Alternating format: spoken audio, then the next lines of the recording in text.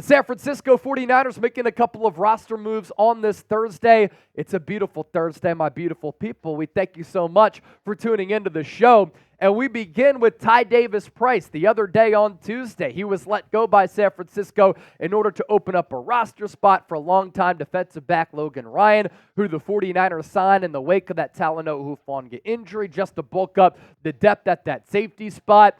And we talked about it during the show on Tuesday, that there was a possibility that Ty Davis-Price was going to get released in order to open up that roster spot and then come back to the San Francisco 49ers. And I think a big reason why the Niners are bringing him back, he does have some pedigree. They do like the player. They liked him enough in the 2022 NFL draft to take him in the third round. And so far in his NFL career, hasn't done anything. A big reason for that is because Christian McCaffrey has been an all-pro player and the best running back in the game. And he's been so consistently available and healthy and durable that he continues to see the field. But Kyle Shanahan also said something this week, that Christian McCaffrey is the most talented player he's ever coached without the ball in his hands. And what he means by that, he's a smart football player. His dad, Ed, actually was coached by Mike Shanahan, played alongside John Elway with the Denver Broncos when they were winning Super Bowls in the late 90s. And Christian McCaffrey, I think a big reason why he's so smart is that he grew up in a football household. I mean, the dude went to Stanford. So we know that he has better brains than me. That's for damn sure. But he's so good in pass protection. He's so good at some of those choice routes as a receiver. His footwork as a slot receiver is just pure and beautiful. He can catch balls out of the backfield. And then going back to that point about the choice route, that kind of wheel route and choice route that he ran against Philadelphia, where he just dusted the linebacker, kind of faked in, went out, Brock Purdy able to put it right on him, that flipped the field. It was just one of the beautiful plays that the Niners, from a play design and execution standpoint, were able to pull off last week. Going back to TDP, though, the size is pretty good. And the balance and the power with that size is special. 6'1", 219. In the pre-draft process at the NFL Scouting Combine, he ran a 4.48 40-yard dash. But why he can't play and why he won't play and why a guy like Jordan Mason isn't getting time. Yes, Christian McCaffrey is special. It's hard to take him off the field.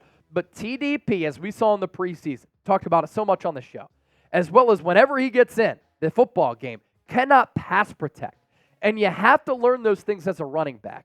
It doesn't just come down to running the football, which he's gifted at. It comes down to the nuances, and TDP struggles with the nuances. There was that thought that Ty Davis-Price was going to come back to the taxi squad, and the Niners are bringing him back to the practice squad.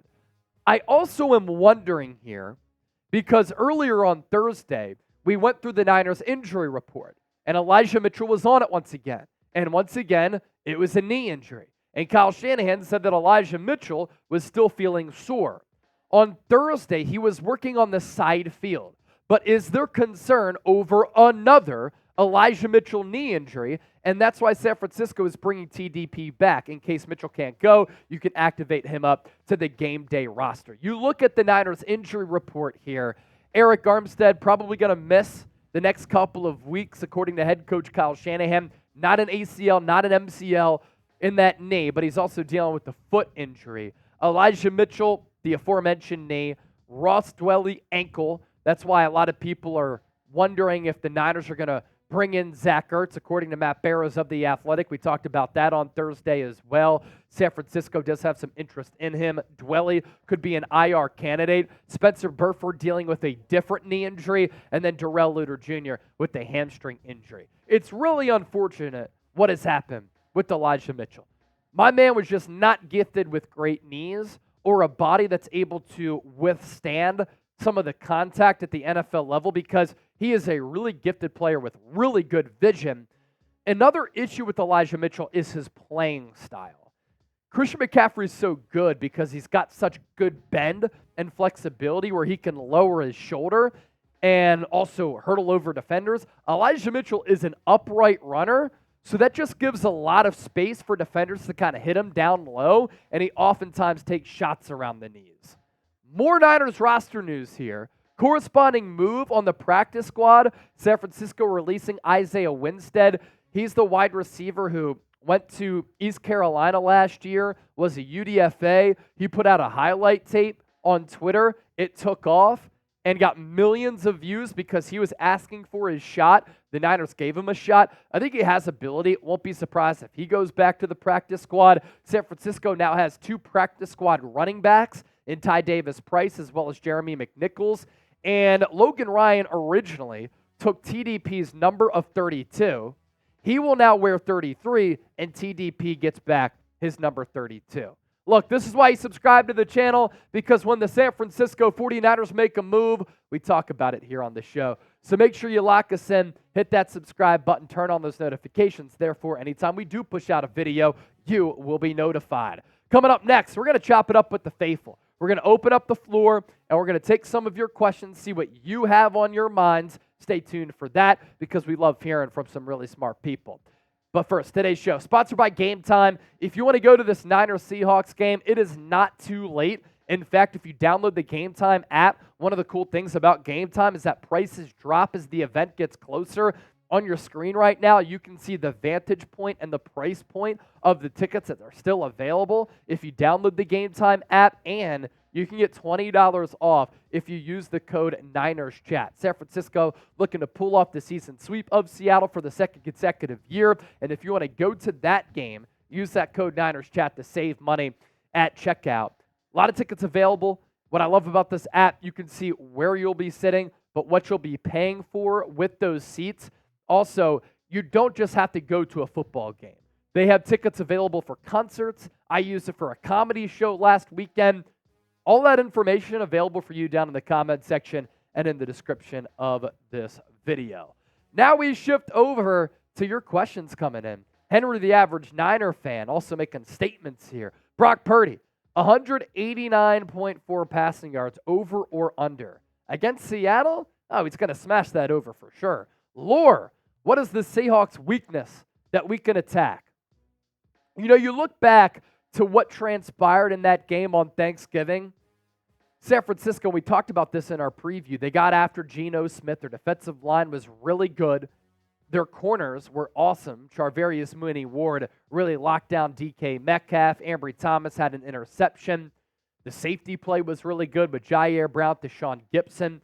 Brock Purdy struggled just a little bit to throw the football, but still dropped that dime to Brandon Ayuk. Christian McCaffrey had more than 100 yards. Deebo Samuel, Brandon Ayuk, they combined for a lot of receiving yards in that game. So I think the game plan against Seattle, they did score a lot of points against Dallas last Thursday. But I think for San Francisco, it's just so hard to score against them right now. And I don't see how there is a world possible in which Seattle's going to be able to score the rock. So I want to see them get aggressive in getting after Geno Smith, start off with the 4-man rush. The coverage has to be good to lock down DK Metcalf, as well as Ambry Thomas, as well as Tyler Lockett and Jackson Smith and Jigba. So slot corner play going to be really important in this game. And then offensively, a balanced approach, because you know Seattle's going to try to muddy the game up, because that's the only way that they can win.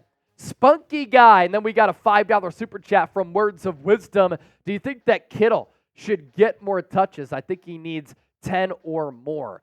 It just kind of depends on the game plan. It depends on the opponent. You go up against Philadelphia last week. Deebo Samuel has the best regular season game of his career with 3 touchdowns. But lost in the mix, Spunky Guy, is what George Kittle was able to do in that first half. George Kittle had more than 50 yards receiving that first half alone. And then after that, San Francisco kind of went away from him. They utilized Deebo a little bit more because they didn't have to use George Kittle. Look, you have to be unselfish when you play on a team like this with so many options.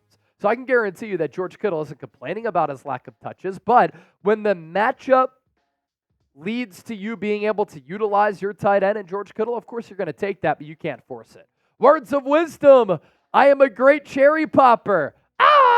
That's what she said. That's a good one right there. So we were live, and Words of Wisdom sent in the first super chat of the live show, and he popped the super chat cherry. And maybe in reality, he's also a good cherry popper. Wouldn't doubt him. Not for a moment. John Wallace, I don't doubt him either. Will Logan Ryan see time on Sunday? Bang, bang. You know, he might. He has a lot of experience playing slot nickel corner. He came up with the New England Patriots after he was a third-round pick out of Rutgers, playing that type of role in Bill Belichick's defense. As he's gotten older, he's played a little bit more safety. But a reason why safeties can play in the slot. They might not have the twitchy, short area quickness and overall long speed of a corner, but you put them in the slot, in the box, and that makes the field a little bit more condensed. So I wouldn't be surprised if San Francisco uses him a little bit there, but Diamador Lenore has been awesome in the slot. Backup safety, you might be able to see some snaps from Logan Ryan.